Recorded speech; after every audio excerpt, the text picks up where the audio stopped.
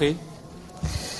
Cher Président, chers collègues, le 20 octobre 2017, les membres du comité de gestion du parc marin ont émis un avis défavorable au projet éolien en mer Mers-le-Tréport. Le décompte des voix ne laissait pas place à beaucoup d'ambiguïté. 34 contre, 20 pour, 2 abstentions.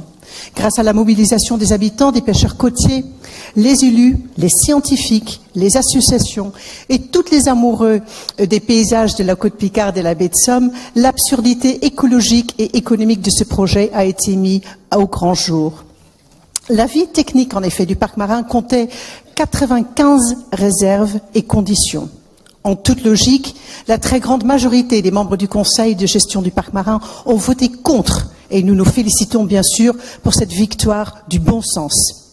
Elle va aussi dans le sens de la demande que nous avons formulée le 16 octobre dernier ici dans cet hémicycle. Aujourd'hui, après 12 ans d'un processus opaque et bancal, ce rejet massif marque certes un très important tournant dans ce dossier, mais pas encore la fin définitive du projet.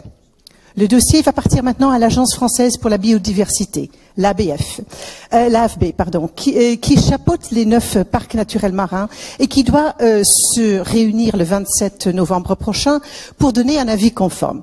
Qu'est-ce que ça veut dire? Elle va se prononcer favorable avec assorti de prescriptions ou défavorable. Déontologiquement, l'AFB doit appuyer l'avis négatif prononcé à Abbeville, mais ça ne semble pas acquis. Pourquoi sinon le président du parc marin et élu du Boulonnais a demandé dans le courrier Picard du 20 octobre 2016 que l'AFB respecte le vote rendu à Abbeville et qu'il a annoncé sa démission en cas contraire? Pourquoi le député de Mers-les-Bains se voit obligé d'annoncer une démission collective des élus de la côte si l'AFB ne respectait pas le vote donné à Abbeville? Les enjeux financiers sont importants, de fortes pressions sont évoquées et la crainte que le non prononcé par le conseil de gestion soit bafoué est aussi réelle qu'elle serait inacceptable.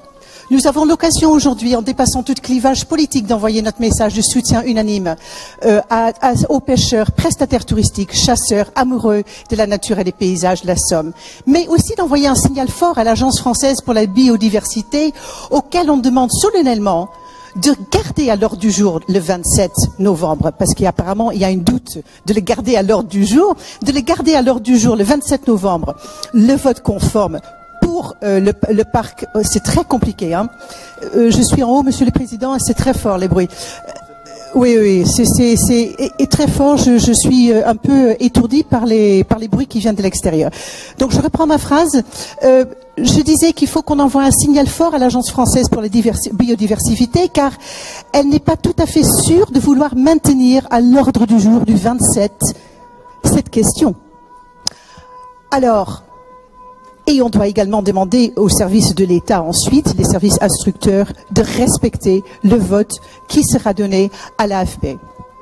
Jusqu'à l'abandon définitif de ce projet, Monsieur le Président, nous devons et vous demandons solennellement de nous mobiliser et je vous propose ce vœu aujourd'hui en soutien.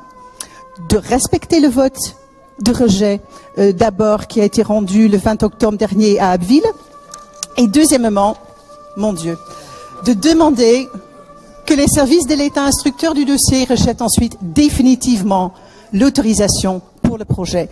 Je vous remercie, mais je vous avoue que ça devient très compliqué de travailler dans ces conditions, Monsieur le Président et chers collègues. Je ne sais pas comment c'est pour vous en bas, mais pour nous ici en haut, ça devient très compliqué, hein.